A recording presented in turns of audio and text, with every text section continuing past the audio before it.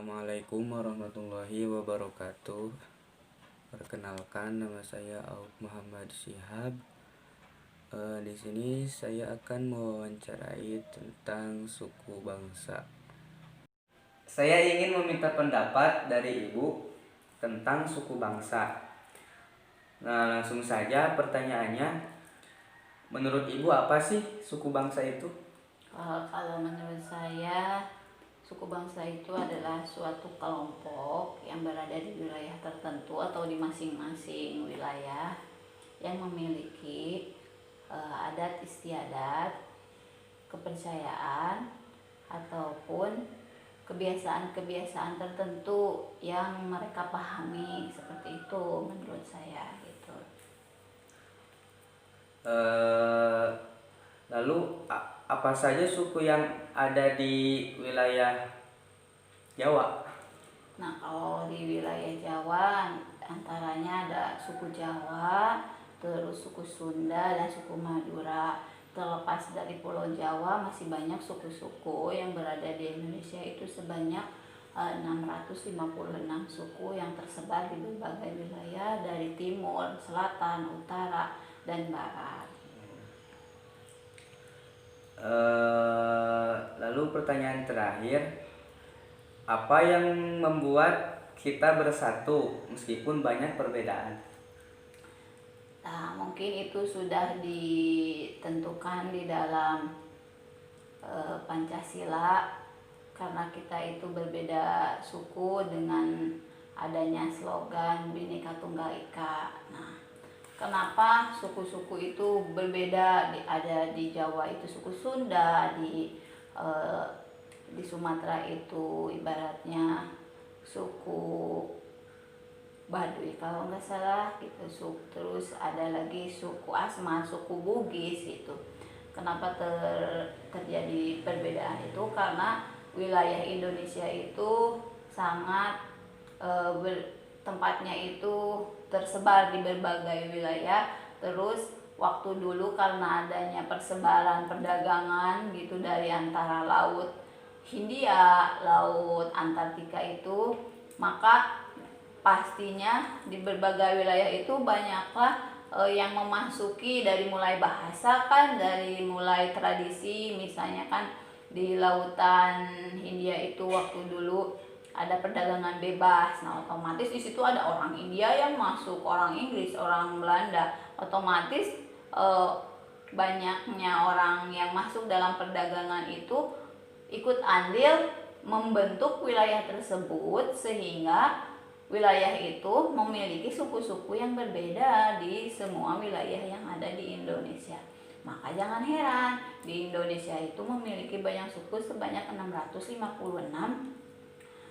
adalah hasil dari kebudayaan terdahulu gitu. Tetapi itu tidak menjadi suatu alasan untuk kita sebagai negara Indonesia berbeda-beda.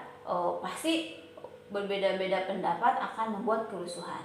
Nah, maka pihak pemerintah membuatlah slogan Bhinneka Tunggal Ika, maka berbeda-beda pun tetap satu jua. Nah, itulah landasan negara kita supaya kita tetap bersatu walaupun berbeda-beda. Nah, mungkin seperti itu. Oh iya. Ya mungkin segitu saja Bu yang mau dipertanyakan. Terima kasih atas pengetahuannya. Ya. Mohon maaf mengganggu waktunya. Assalamualaikum warahmatullahi wabarakatuh. Perkenalkan, nama saya Lela Amalia Nur Hasanah dari kelompok 4 IASBD Manusia, Keberagaman, dan Kesederajatan. Assalamualaikum warahmatullahi wabarakatuh. Waalaikumsalam warahmatullahi wabarakatuh. Ya, silakan, ada yang bisa saya bantu? Ya, saya dari mahasiswi dari STIA Muhajirin ingin bertanya mengenai keanekaragaman tata krama di daerah sini. Oh, jadi ada itu sedang melakukan riset seperti itu? Ya. Boleh, silakan. Apa aja yang akan ditanyakan? Ya, sebelumnya Bapak asli orang sini? Ya, kebetulan saya itu aslinya dari Tasik, masih dari Tasik, gitu kan? Cuman berbeda daerah. Awalnya saya dari Cikatomas, dari daerah Kokibulan sana. Kesini itu mengembara diikut istri di sini sudah hampir 1 tahun. Oh, berarti di sini ketika di sini harus adaptasi dulu ya? Ya, jadi selama 1 tahun ini alhamdulillah saya sudah sedikit-sedikit sudah beradaptasi dengan lingkungan, dengan warga yang ada di sini. Karena tidak mudah untuk beradaptasi ketika kita berpindah tempat seperti itu. Kalau boleh tahu, kalau tata krama dari asal daerah Bapak sama di sini, apakah sama atau berbeda? Pada dasarnya untuk tata krama di Sunda itu, terutama di wilayah Tasikmalaya, itu hampir sama. Cuman yang membedakannya itu mungkin dari intonasi nada ketika berbicara antara daerah Sukaratu dengan Cipetomas itu ada berbeda. Tuh, kalau masalah tata krama antara panggilan untuk anak kepada orang tua itu sama, dalam segi makan kepada sesama kepada orang tua itu sama-sama saja gitu, maksudnya ada tingkat-tingkatannya, jadi tidak ada perbedaan sama sekali. Cuman yang membedakannya itu dari Di bahasa, nada bahasanya saja, dan mungkin ada bahasa-bahasa yang sebenarnya masih bahasa Sunda yang karena yang lazim digunakannya, cuman antara di sini dengan yang di sana itu agak berbeda makna sedikit. Contohnya misalkan kalau kepada binatang, misalkan mau memasukkan ayam ke kandangnya, itu kan itu ada perbedaan sedikit. Dari segi hal yang lainnya itu masih sama sebenarnya, tidak ada perbedaan, cuman tergantung kita yang memaknainya saja. Sudah, terima kasih Bapak. Assalamualaikum warahmatullahi wabarakatuh. Perkenalkan, nama saya Emilia Sahada. Saya dari kelompok 4. Saya akan wawancara tentang kesenjangan sosial. Assalamualaikum. Waalaikumsalam warahmatullahi wabarakatuh, Teh. Gimana kabarnya Bu Yani? Alhamdulillah baik. Ada gimana? Baik? Alhamdulillah baik. Bu Yani, Ya, ini gimana? nih, saya mau Gimana, wawancara Bu Yani. Apa ini ada tugas ya dari kuliah nih, dari kampus? Betul sekali. Gimana, Teh? Mau wawancara apa? Nih, bagaimana keseharian rutinitas Bu Yani di sini di bagaimana? Kalau di sini sih alhamdulillah ya, Yani udah hampir berapa di sini, 5 tahun mungkin jauh ngajarin di Purwakarta. Yang 3 tahunnya di SMA, terus 2 tahunnya lagi jadi ngajar di SD. Jadi ngajar keseharian saya, Teh. Oh iya. Terus kalau selain ngajar ada rutinitas di luar ngajar? Ya kan, selain di SD juga alhamdulillah kan di sini diamanahin untuk megang anak ya, megang anak kobong gitu sebagai kamar. Ya kalau keseharian saya itu paling nyuci baju, tidur. Oh iya. Kalau baca buku ya semaunya. Oh iya ya. Terus apakah kan sekarang posisinya menjadi guru ya, ngajar gitu. Terus ada cita-cita selain menjadi guru apa gimana gitu? Kalau cita-cita jadi guru sih emang dari dulu ya, dari kecil cita-cita jadi guru. Nah selain itu ada cita-cita yang memang pengen jadi pengusaha kayak gitu, kayak punya rumah makan lah kayak gitu. Ya bisnis gitu ya? Ya bisnis pokoknya itu ya, bisnis. Ini ada ya. Iya gitu. Nah terus nah selain kan jadi ngajar gitu ya, kesehariannya gitu, itu tuh perasaannya tuh gimana tuh? Lelah, apa bahagia, apa bangga, bagaimana? Apa gimana gitu perasaannya? Kalau kembali sih kita harus kembali ingat apa kata Pak Kiai mungkin saya di sini.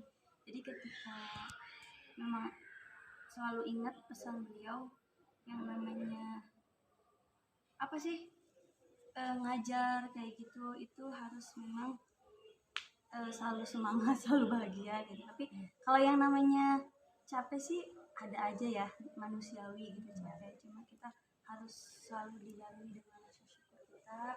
Terus ingat juga kepada kedua orang tua kita. Dari awal udah apa ya, banyak banget lah ngorbanin gitu untuk anaknya. Jadi tetap ya have fun aja, dibawa happy gitu. Ya udah, makasih ya Tiani.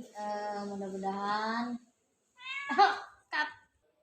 Terima kasih atas ilmunya Ibu Yani dan pengalaman. Terima kasih Bu Yani atas sharing pengalamannya dan semoga bermanfaat. Amin, sama-sama Teteh. Kita sama-sama belajar. Pokoknya semangat terus buat kuliahnya ya. Assalamualaikum. Waalaikumsalam. Bismillahirrahmanirrahim. Assalamualaikum warahmatullahi wabarakatuh. Di sini saya akan wawancara mengenai kesenjangan ekonomi. Terima kasih. Assalamualaikum. Salam. Dari mana deh? Saya dari STAI Al-Muhajirin, Bu. Oh iya, ada keperluan apa deh ke sini? Di sini saya ingin berbincang-bincang mengenai jual beli. Iya, Sejak kapan Ibu berjualan di sini, Bu? udah ada 2 tahun deh. Udah ada 2 tahun yang lalu lah gitu. Sekitar tahun 2019. Kelihatannya Ibu berjualan dengan 2 toko ya, Bu? Iya, betul Konter deh. utang warung. Betul. Menjual apa saja Ibu di sini? Ya konter, pulsa, briling juga ibu buka. Kalau sembako sih emang buat makanan kita sehari-hari ya deh ya, gitu yang ibu-ibu ibaratnya cari gitu sehari-hari sembako. Ya kalau sembako ada beras, ada gas. Jadi semuanya sama ibu diadain aja. Karena di sini tempatnya strategis deh, jadi orang nggak usah cari ibaratnya kemana-mana, ke tempat ini juga warung di sini udah tersedia bermacam-macam bako, aneka ragam makanan. Berapa penghasilan per bulannya, Bu? Ya untuk saat ini deh ya bisa disyukuri gitu. Kalau per bulan ya bisa lah 10 juta, sekitar 10 juta. Tapi kalau misalkan lagi nggak covid gini ya bisa lebih deh gitu. Kenapa Ibu menjual makanan, minuman, dan pulsa? Karena di sini tempatnya strategis deh, jadi orang nggak usah nyari kemana-mana. Di sini udah tersedia berbagai macam makanan. Ya, terima kasih, Bu. Ya sama-sama ya deh ya. Assalamualaikum warahmatullahi wabarakatuh. Perkenalkan, nama saya Neni Tresnawati, Prodi Ilmu Al-Quran Tafsir semester 1. Di samping saya ada salah satu tokoh agama, beliau juga aktivis, sering dipanggil atau bisa dipanggil Ustadz Saiful. Beliau sebagai narasumber dari beberapa pertanyaan yang sudah saya siapkan. Langsung masuk ke pertanyaan. Pertanyaannya, apa pandangan atau perspektif agama terhadap kesetaraan dan keberagaman masyarakat? Dalam pandangan Islam, kesetaraan dan keberagaman itu sudah jadi sunatullah. Islam memandang bahwa perbedaan dari segi fisik, dari segi warna kulit, dari segi suku, bangsa, bahasa, dan sebagainya itu tidak jadi patokan orang tersebut mulia atau hina, akan jadi makhluk Allah yang selamat atau celaka.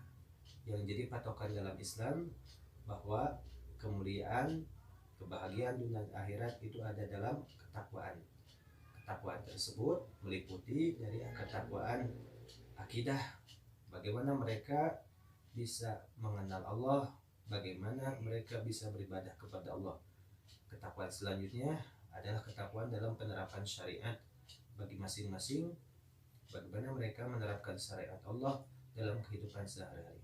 Termasuk ketakwaan tersebut dari segi akhlak, bagaimana mereka menjalankan kehidupan mengikuti akhlak dari Rasulullah SAW.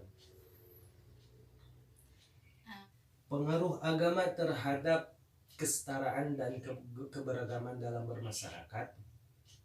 Islam punya pengaruh besar terhadap keberagaman yang ada di muka bumi ini, termasuk dalam lingkup kecil kehidupan bermasyarakat. Di dunia luar, termasuk di daerah Eropa, masih ada paham rasisme bahwa kulit putih di atas kulit hitam. Pemahaman Islam tentang keberagaman manusia, yang mana keberagaman tersebut adalah sunnatullah dan patokan dari penilaian Allah untuk kemuliaan dari keberagaman tersebut adalah ketakwaan, akan mengikis